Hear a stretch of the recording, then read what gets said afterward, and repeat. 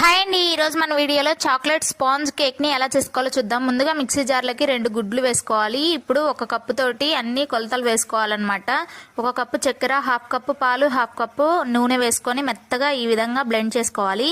ఇప్పుడు ఇదంతా ఒక మిక్సింగ్ బౌల్లోకి యాడ్ చేసుకొని 1 cup maida, 3 tablespoons cocoa powder, 1 tablespoon baking powder, 1/2 teaspoon baking soda, అలాగే 1/4 టీ స్పూన్ కొంచెం ఉప్పు వేసుకొని 3-4 చుక్కలు వెనిలా ఎసెన్స్ కూడా వేసుకొని బాగా కలిపేసుకోవాలి 1 డైరెక్షన్ లో విస్కర్ తోటి.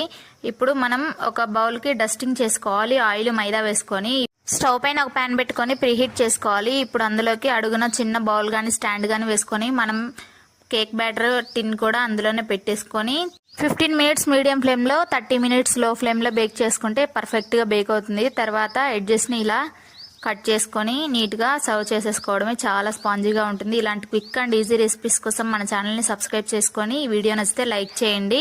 Bye bye.